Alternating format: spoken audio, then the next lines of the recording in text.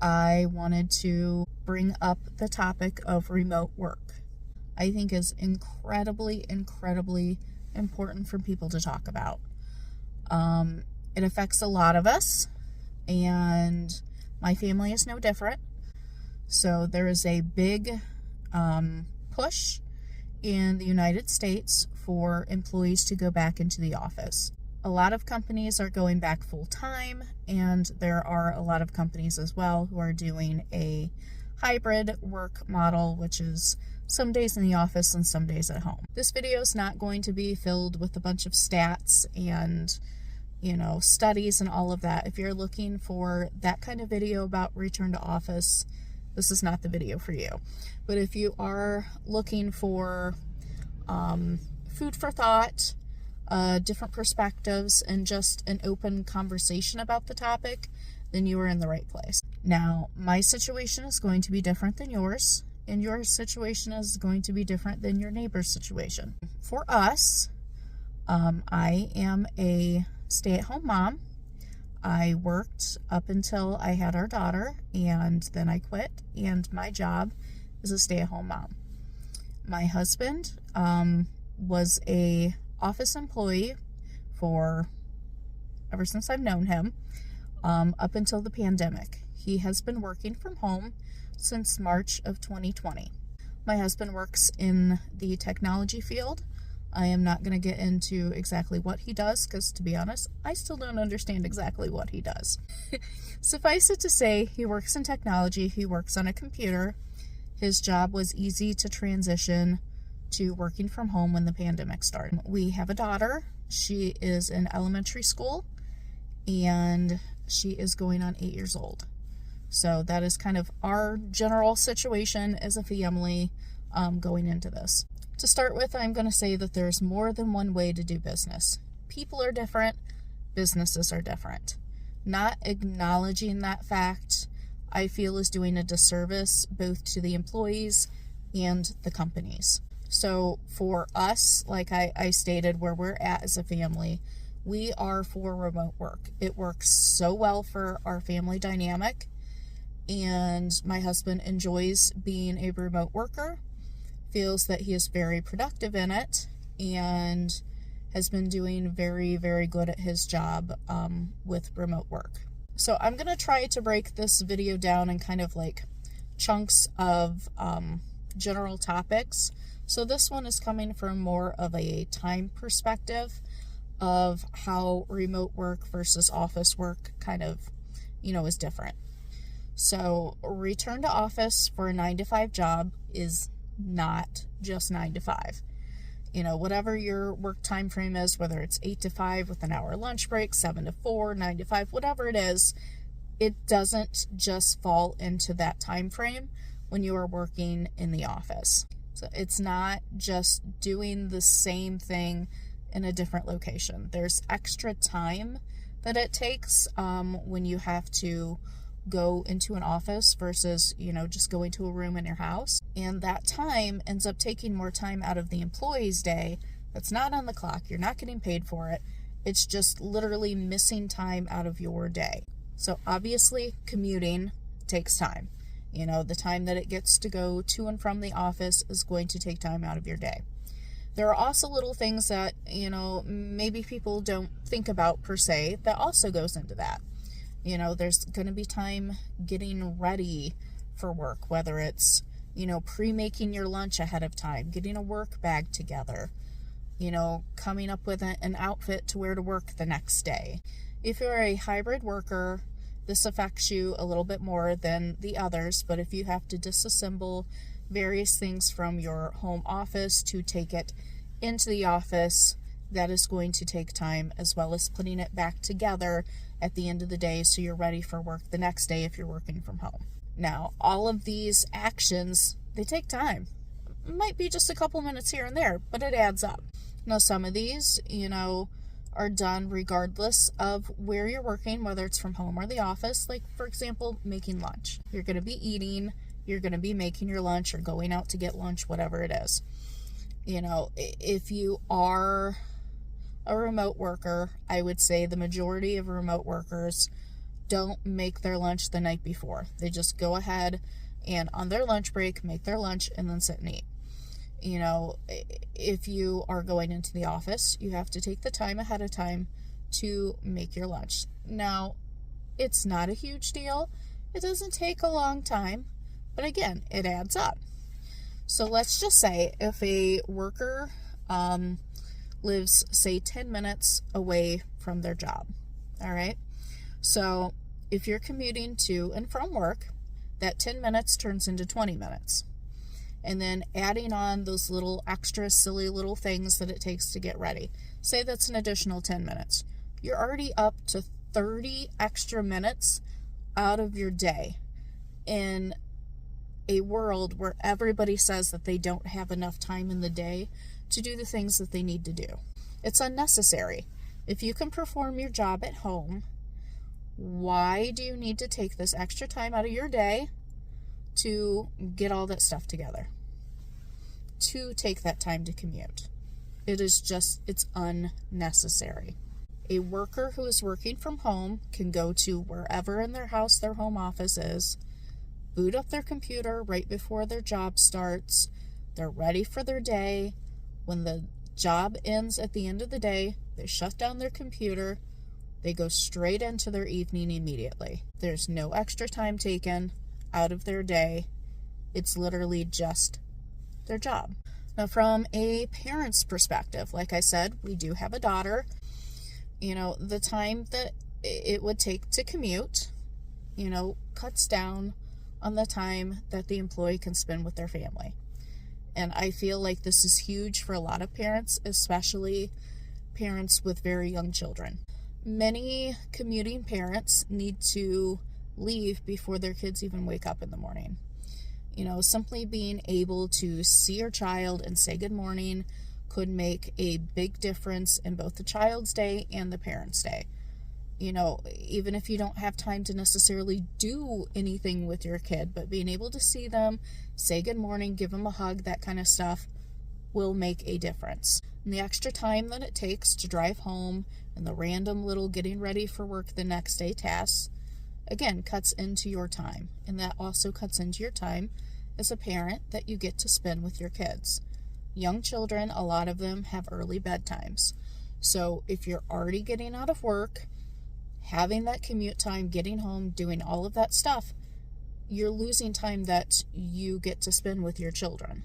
And a lot of things that I have seen on the subject, you know, it's not really about the parent's perspective. It's just the employee and how they do their job and the, you know, workplace and what that means in the workplace. They don't necessarily talk about how it affects families. We are in kind of an interesting field with this because there are kids who were born during the pandemic, and there are kids who were very young at the time when the pandemic started.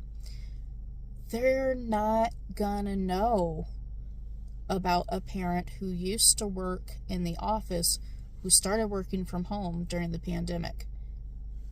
Either they were born during that time or they were so small they don't remember. For those kids, it's completely uprooting everything that they know is their family dynamic just to have a parent go back into the office because that is what the job is now saying that needs to be done. These kids don't understand. You know, our daughter, she was 2.5 when the pandemic started. She doesn't remember her dad working full-time in the office. Now, I do, but she doesn't. You know, she's only familiar with him working from home, and sometimes her dad needs to go into the office for whatever the case is, but generally he's home. That's what she knows. That's what she remembers. She doesn't remember him going into the office on a regular basis. She just doesn't. She was too young. In the mornings before our daughter has to go to school, she's able to see her dad. Her dad can say, you know, good morning and see her for a little bit before he has to start work. And then he's able to, you know, take a moment to say goodbye to her when she heads out to school.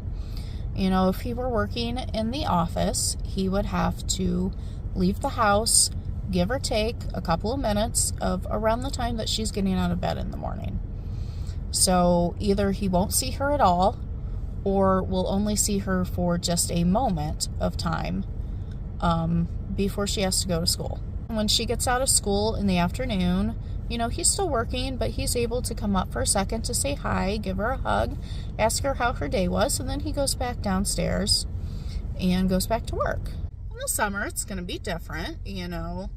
He's still going to be working and she's going to be home. She understands that he's working and, he's not here just to play with her, even though she's home, that, he's working his job. She gets it. But, just being able to see him in the house, she goes in the area that he is in the house working. She gets to see him for a moment.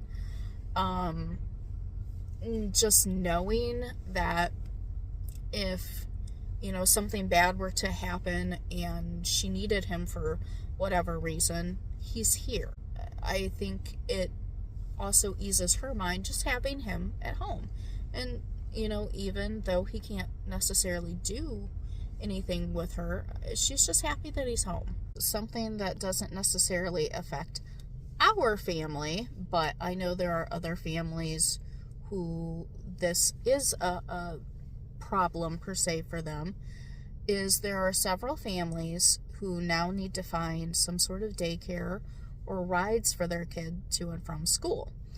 If they have to go into the office because maybe they were, doing that. I know there's plenty of workplaces who have worked with employees so that they can take that sort of time during the day and then make it up during the work day.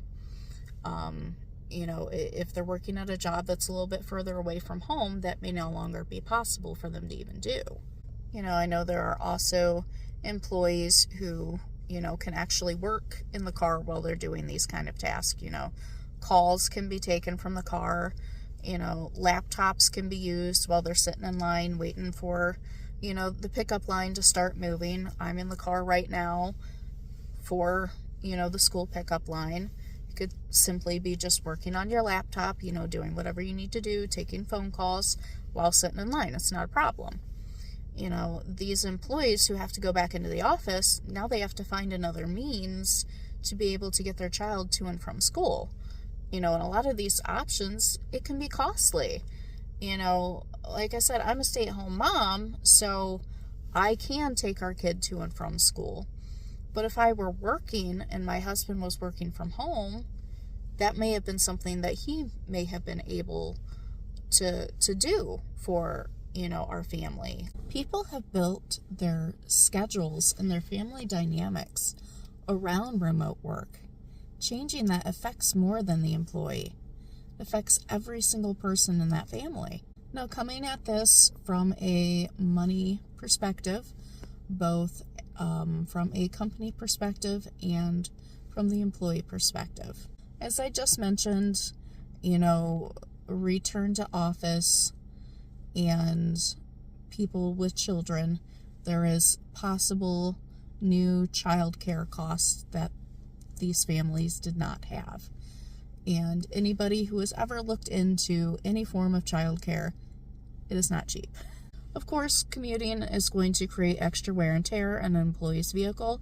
It's going to have them taking more frequent trips to the gas station. We all know gas is not cheap, nor is fixing a vehicle. Not to mention those who rely on other means of transportation, like buses, subways, RTA, taking toll roads, even if you are still driving, etc. Not all of these forms of transportation are free, and to have to do that on a regular basis is also costing the employee more money. Now, I'm sure this is not the norm, but something that I wanted to bring up anyways. If an employee has been working from home for a while, it's possible that they might even need to buy appropriate attire to go back into the office. Either they got rid of it and they no longer have office wear, or maybe from their days in the office, their clothes just no longer fit due to weight fluctuations. Either they've gained weight or lost weight and their, office wear just doesn't work anymore for them and they need to buy new clothes. Now, many companies have come out and said that they have actually saved money having remote workers. There is a lot less overhead, honestly, no matter how you look at it. There are companies who have actually closed buildings and completely moved to remote work. And in those cases, they have saved so much money. No rent, no utilities, no property taxes from having a physical location, no paying for random things in an office like toilet paper, soap, coffee, all those types of things that, is just kind of part of the norm that companies pay for when they have a physical location. If they owned the building and, since sold it when moving to remote work, they have profited off of the sale of that building. If these companies do have office buildings that still exist, not having part of your staff there still is cutting back on the money that you need to spend as a corporation. They're buying less of those random things like the toilet paper and coffee and that kind of stuff. You're buying less of them because you have less people there that need to use them. So really, no matter how you look at it, these companies are actually saving money when it comes to remote work, no matter what way they do it. As far as collaboration, one of the driving forces that companies seem to be saying is collaboration is best done in person. Now, personally, I fail to understand how in-person makes that big of a difference, as it has been proven throughout the last 5 years that it can be done remotely for many types of jobs. But that aside, let's look at this from different angles. What about global companies? Companies with buildings across the globe will never be able to all be together at one time. Many global companies have various projects that utilize employees from many areas. So say you have 7 employees on a project, 3 of which are overseas, 4 of which are in the US. And of those 4 US employees, 2 are in one state and 2 are in another. It's pretty unlikely that all of those employees on this particular project is going to be able to be together for the whole project or at all during the project. That only means that many meetings will have employees in a local facility talking to people via teleconference. In these cases, it's not going to matter if the employees are in the office or not, as there's going to be people collaborating in multiple locations. That's just the way that it is. So going with the example that I just gave, 2 to 4 out of the 7 people in a project may have the ability to regularly collaborate. Does that really make a big difference if the other people on the project can't be there in person? If collaboration in person is the key, then why is it okay in these instances to have remote collaboration? It just doesn't make much sense.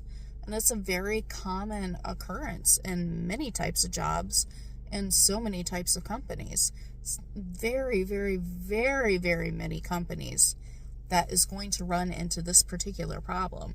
And if you're pushing that in-person collaboration, is so much better, then how does that make any sense?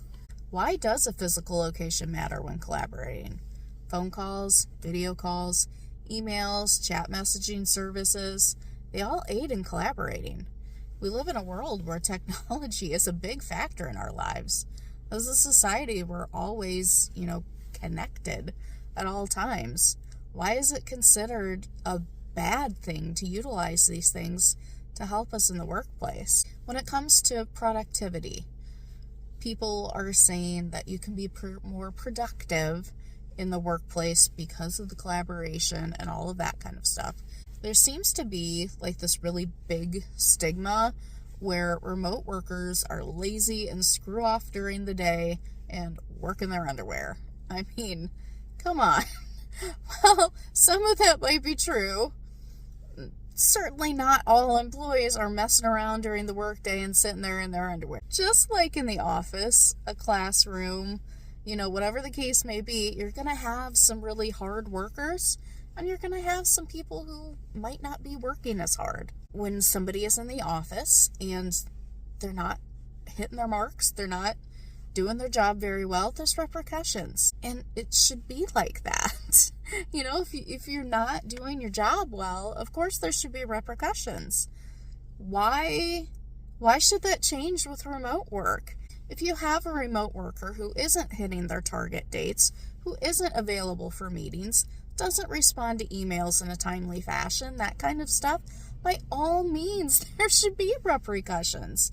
But just because some people might be doing that does not mean that every remote worker is just sitting there slacking off. To generalize that because somebody isn't in the office, that they aren't giving 100% is completely ludicrous. It has also been said several times that if you are in the office, you can have random conversations with other employees about matters by just dropping by someone's cubicle or their office for a quick conversation.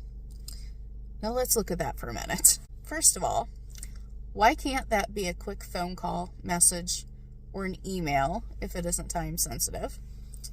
Second of all, for productivity purposes, just dropping by unannounced could actually hurt someone's productivity. Say you're in the middle of something important and your mindset is like really in the zone of what you're doing. A random drop-by conversation is going to completely ruin your focus and make you stop what you were doing at a time that might not be ideal. If someone sends a message like, hey, do you have a minute to discuss something? You can reply back, yeah, can you give me about 5 minutes to finish what I'm doing, and then we can talk. And then that person can stop by when it is a more convenient time for both parties to have that conversation. That helps everybody be more productive. When you have 2 or more employees trying to work through a problem with a computer, doing it remotely can actually make it easier, quicker, and a lot more productive. Say you have 2 employees in an office and they're huddled around one computer in a small cubicle or in a conference room with a computer screen being shown projector style.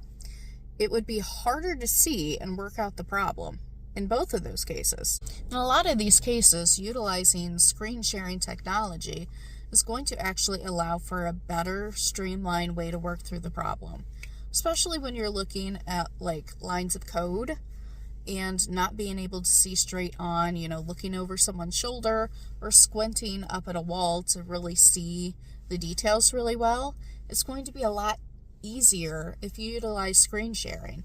Then you don't have to be in the same location and you can actually better work through a problem. I have heard this several times over from several different people that screen sharing technology actually works better in those cases. To go back to the stigma of remote workers screwing off since they're at home, let's look at this logically. In an office setting, are all conversations 100% about work 100% of the time? No, I don't think so. Are various liberties taken when at the office? Most likely. If a remote worker takes a quick moment to switch a load of laundry, tell their kid goodbye before school, have a quick conversation with someone else in the house, and then go right back to working, how is that any different? I would say probably the amount of liberties taken in a single workday are about the same, regardless of your location. Some office settings utilize white noise. Now, why that might be helpful for some people to be able to focus and be productive, it might do the opposite for others. Too bright or too low of light and office temperature can also affect someone's productivity. If you're working from home, you have the ability to control these things yourself and figure out what works best for you. So let's also look at this from a health perspective. Many office workers have various issues, whether it's their neck, their shoulders, back, hands, whatever it is, from just the nature of their job. Some who are working from home could have, during these last 5 years, invested their own time and money into creating a more comfortable and ergonomic setup. Many office settings, especially cubicles, are very small, cramped, and not ideal for somebody with muscle problems of sorts. multiple monitors, ergonomic friendly chairs, larger work areas, standing desks are all examples of these things that people could have invested in to make their work life a more comfortable place for them. I've even seen people who have walking pads. If you have not heard of those before, it's essentially a small treadmill of sorts that fits under a desk, and people actually walk on these while they are working so that they can have their exercise and work at the same time. That is something that certainly couldn't be done if you were working at a cubicle. There are so many mental health benefits that could be had from working from home. There are so many that I can't even name all of them, so I'm just going to think of a few that come to mind that could be helpful for your mental health. This wouldn't be everybody, but there are people who do have various anxiety issues, whether it's social anxieties, they're just an introverted person in general, anything like that. For those people, it could be taxing, if you will, to have that day-to-day face-to-face. It could be very draining on their social battery. Being in busy, crowded locations, even if it's for leisure, can definitely wipe a person's energy out. I know myself, I'm a little more introverted, if you will. I would say I'm like a combination of introvert and extrovert, but recently we had taken our daughter to the park. It was a nice day and we took her out. It was a nice time. I very much so enjoyed myself. We ran into somebody that we knew that our daughter goes to school with their kid. We talked to them for a little bit. She got to play with them, play with other kids. But it was so crowded and so noisy that by the time we left, I was completely drained. And, I can only imagine those who are similar to me in the way that, I handle crowd situations, that, being in an office setting on a day-to-day basis could just totally wipe you out. The commute itself can be a trigger for anxiety. There are so many people who don't like to drive in heavy traffic or drive in busy inner cities, and forcing someone into rush hour traffic, especially in those busy cities, it's not going to do anything good for their stress and anxiety.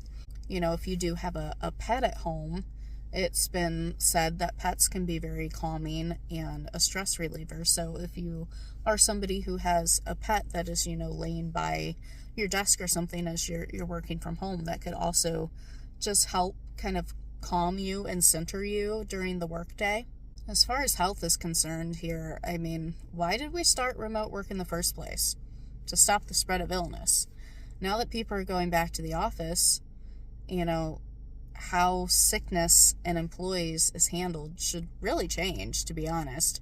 In workplaces, you either get PTO, a combination of PTO and sick days, or no paid time off at all. If an employee is sick, as long as it isn't something major, they're probably going to be going into the office. Why? Because nobody wants to take their precious PTO time to nurse a cold.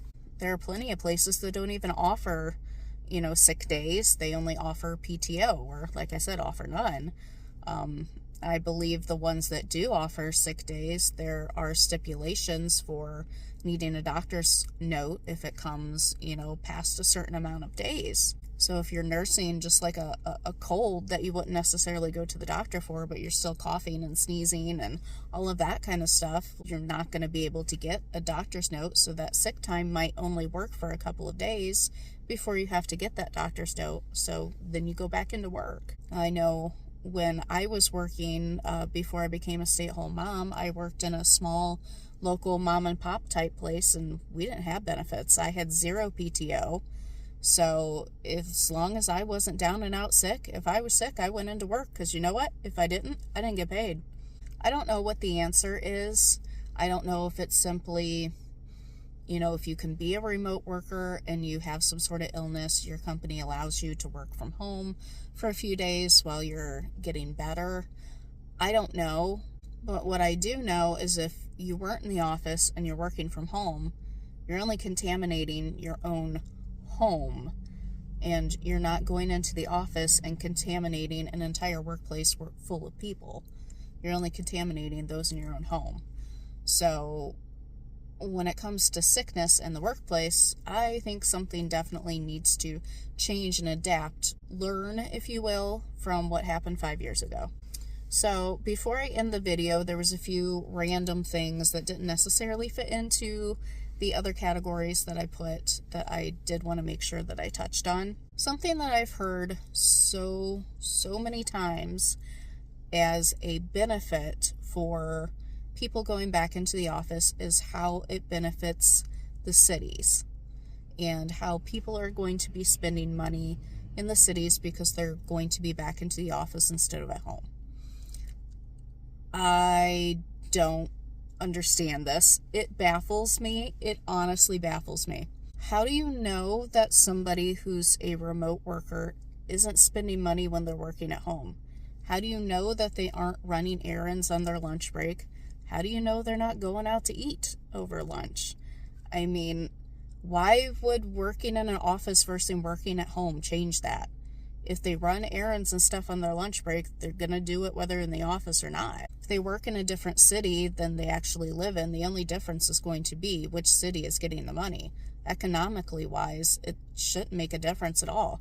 If they're out spending money over their lunch break, they're going to do it regardless of where they are at. Another thing that I've heard so many times over is, people say that we should get back to the way it was before the pandemic. And while part of me agrees with that, there's a lot more to it than just going back to the way that it was. Some of the reasons that I have heard people say is, well, it shouldn't matter that you're going back into the office because that's what you did before. Well, just because something was done before doesn't mean that it's the best to go back to. There's so many different outdated ideals from the past that we no longer do. There are several different examples of how technology has changed that for us. A few things that come to mind would be maps. We used to use paper maps. Now most people use some form of GPS technology to get around. Phone books, that's another one. People used to look up business numbers in the yellow pages or find their neighbor's phone number in the white pages. Now we just use a quick internet search. I think that most of us will agree that technology is a better and quicker, more efficient way to do these things. As a society, that we change and we evolve over the years, and we adapt to things that make sense in our current society. And we did just that during the pandemic. Change can be very good. I don't see a reason to revert back and forget everything that we have learned and overcame in the last 5 years just because somebody wants you to sit in an office. Change can be so very good, and I think we've kind of figured that out, that remote work does work in certain situations. Obviously, not every job can be remote. I know what I used to do before, I became a stay-at-home mom. That wouldn't be able to be translated to a remote job, but many jobs can. So in closing, I just don't see why this issue is forced. If a company wants to have remote workers, that should be okay. If an employee who's working from home wants to remain that way, that should be okay too. As long as they're performing their job well, it should be fine. Like I just said, not every job can be remote, and not every company should only have remote workers or no remote workers. I think the most beneficial way to go about this is for a case-by-case, company-by-company basis. Personally, I see mostly benefits from remote work, while others see something that needs to go away. We all are different. Let's embrace that. Why does it matter? Who does it actually hurt if someone's working from home? It doesn't do any harm. It doesn't do any harm at all.